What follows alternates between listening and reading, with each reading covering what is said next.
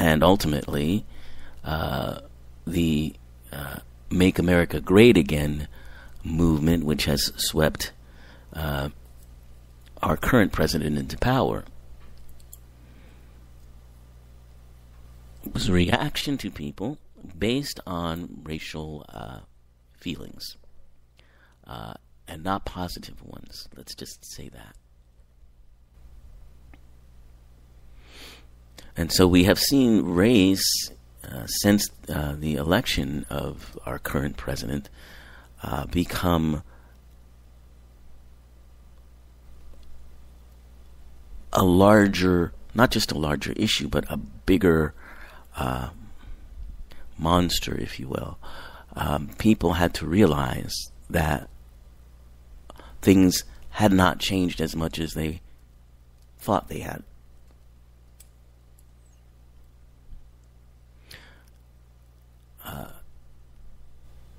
People, and I'll say it, white people, a certain group of white people, certain kinds of white people, felt and continue to feel disempowered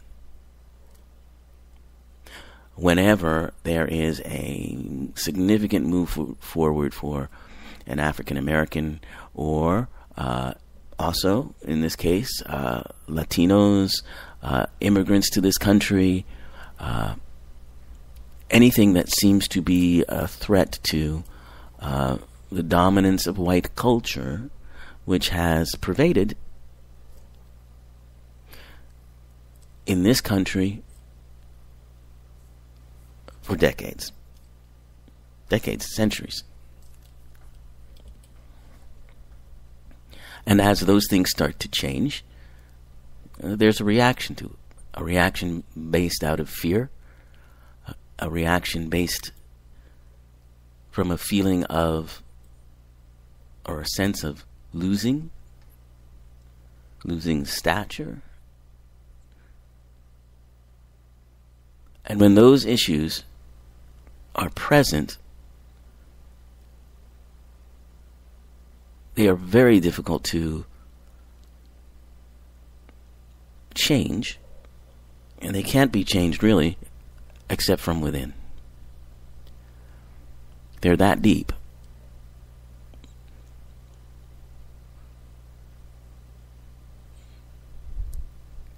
While there are those that seek or say they seek inclusion, oftentimes they're so focused on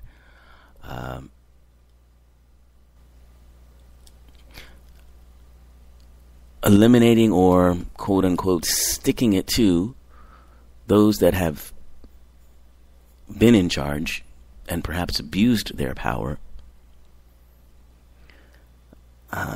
that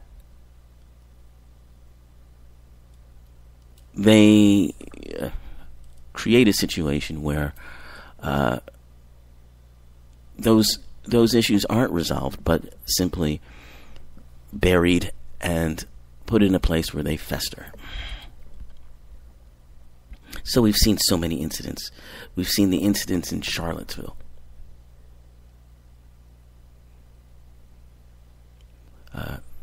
White supremacists standing up, as they would see it, to what they feel is an effort to disempower them.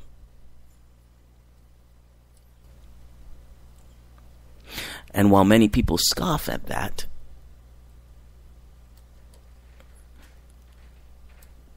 if you scoff at that, if you disregard that, if you attempt to stifle that,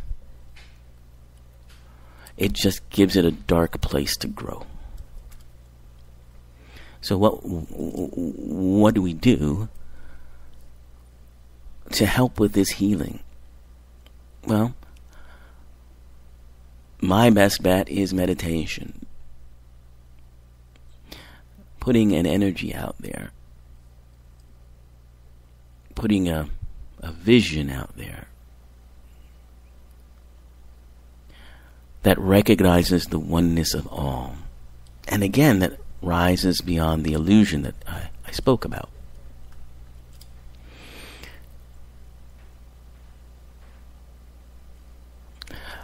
to understand that we are creating these seemingly difficult situations in race relations, in female and male relations,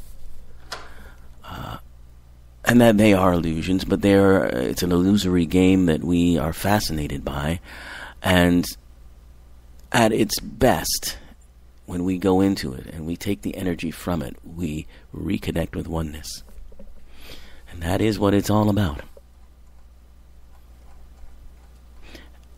It can sometimes feel despairing. But one should not despair, because, as I said, we are creating it all, and it is becoming. That is the most important thing. Okay, so I want to talk a little bit about spiritual films. What makes a film spiritual? Is it that it talks about spirituality? Does it have a supernatural element to it? Does it talk about religion? So we can look at the spirituality of film in a variety of ways. Understand, please, and I think that most of you who listen to this show do by now, when I talk about spirituality, I am not talking about religion. And I make this point over and over again on this show and elsewhere, that religion and spirituality are not interchangeable terms. They just simply aren't. There are aspects of spirituality in religions, but there are also very, very different goals involved in spirituality. And quite often, religion not only isn't very spiritual, it works at cross purposes with the spirituality of individuals. Spirituality, in my definition of it, in my view of it, is the idea of transcendence, the idea that we are more than our physical bodies, that in fact we are connected, interconnected with everything that there is. That's spirituality, the awareness of being more than our ego boundaries often permit us to experience. That's what spirituality is. And that can infuse, and does infuse, everything that we do, including religion. However, religion exists as a way to sort of explain, or at least began as a way to sort of clumsily explain that which really can't very well be explained in words. The best way of explaining that sense often came through storytelling. This is where mythology comes from. And it comes through visualization. Visual images are often much more directly able to convey a sense of our spiritual nature than words. Words can further abstract something that maybe needs to be viscerally felt. And films are able to do this. So on one level, you can say every film, all filmmaking, is a spiritual exercise. Number one, it's telling stories, and it's generally telling stories, in a meta way. Stories that are about conflict and resolution, but they're also stories about our humanness. Why are we here? What are we doing? And where are we going with it? but also the very process of filmmaking itself is spiritual because it is an echo of that oneness, that spiritual creation that we do at that highest level that I was talking to you about. Quantum physics has shown us that human beings physically exist as flashing photons that flash many times per second. And those flashing photons give us the illusion of physicality, the illusion of solidness, if you will. The way film works, films are projected at, sometimes faster, but the standard since the early days of filmmaking is 24 frames of pictures per second. 24 frames going by per second. That is so fast that it gives the illusion of movement, reality, and then once you add audio tracks to those frames, it can also give the illusion of speech and sound, although it's not. So it feels real, and when it begins and shows up on your screen, and in the best films we sort of get sucked into them, don't we? We become immersed in them, and they seem very real to us, and we are experiencing what those characters experience. As I say, this is a parallel, an echo to our experience. We are creating ourselves, our physical, egoic selves, if you will, through these flashing photons of light that go off many times per second.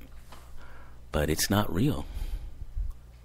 It's ultimately an illusion, but one that feels very real. Now, often spiritual films can include, elements of the supernatural, elements of the mystical. Quite often they talk about human potential. This is something that is particularly resonant in a lot of films, particularly science fiction films, which tend to be, the best ones tend to be, or have a spiritual aspect to them. Of course, most notably probably is Star Wars and the idea of the Force. But there are many, many other examples that kind of give us the feeling, the connection, the transcendence, the idea that there's more to the universe than our egoic brains are capable or willing or even wanting to consider. So some great examples, and there have been a number of films in the past that I feel exemplify some of this. Now, some films can be spiritual and not have any of those aspects. They are just about people being who they are and overcoming and becoming something more than they were before. And there are other films that, particularly foreign films, that have a sense of wisdom to them that I believe makes them a source of spiritual perception.